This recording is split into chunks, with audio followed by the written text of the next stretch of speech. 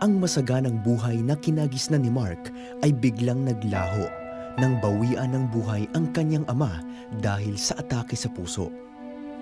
Lalo pang bumigat ang pasanin ng kanilang pamilya nang malamang maging si Mark ay may sakit sa puso. Kaya naman sa murang edad ay kinailangan niyang operahan upang hindi matulad sa nangyari sa ama.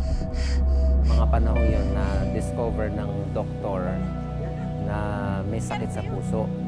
Pinanganak ako na parang may butas yung heart.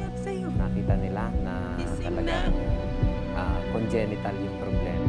Ang kanyang ina na rin ang tumayong padre de pamilya at naghanap buhay para sa kanilang magkakapatid.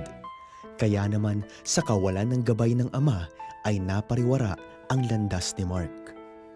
Involve ako sa barkada, hindi na ako nag-aaral, iinom ng alak, umuwi ako ng lasing, hanggang sa na-involve na ako sa marijuana. Ang dati ng magulong mundo ni Mark ay tuluyan pang gumuho nang malamang ang kanyang ina ay nagkarelasyon sa isang lalaking may pamilya na.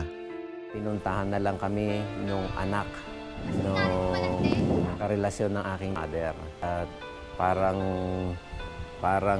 naaawa sila sa amin dahil aniliit pa raw namin, ay niloloko na kami ng aming magulang. In short, napahiya kami noong mga panahon na yon na ganito na pala ang napasok na kaguluhan ng aking mother. Dahil dito'y tinuon na lamang ni Mark ang atensyon sa bisyo at pagbabanda. Pleasure ng katawan ang gustong gawin. Hanggang sa na-realize ko, ang kinakantahan ko na pala ay si Satanas at hindi na ang Panginoon. Isang araw, mayroong nag-imbita sa amin, kapitbahay namin na Bible study, tungkol dun sa rock music expose, na ito ay may mga hidden messages at karamihan ay wino-worship si Satan dun sa mensahe na yon. Hanggang sa na-realize ko na lang na kanya pala ko alipin ng bisyo, isa palang umi-impluwensya nito yung pinapakinggan kong uri ng musika. So, yun yung araw na yun na talagang tinanggap ko ang Panginoong Hesus sa aking puso bilang Panginoong tagapagligtas. Tuluyan ang tinalikuran ni Mark ang makasalanang pamumuhay mula noon at itinuon ang kanyang panahon sa pag-aaral ng salita ng Diyos at pagpapahayag ng kabutihan ng Panginoong Hesus sa kanyang buhay. Hindi lang ako nakakilala sa Panginoon, ang ate ko, ang mother ko, ang kuya ko, at yung isa ko pang kapatid.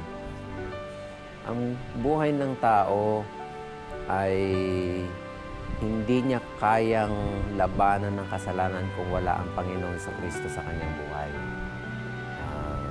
Kailangan ng tao buksan ang kanyang puso, hingin ang lakas ng Diyos, anyayahan ng Panginoong Hesus maghari sa kanyang puso at buhay. Yun ang solusyon para makaranas ng pagbabagong buhay ang isang tao. Paikot-ikot lamang ba ang buhay nyo? Walang pinupuntahan, walang saysay? Kay Jesus may bagong panimula, may magandang patutunguhan. What He did for Mark, He can also do for you.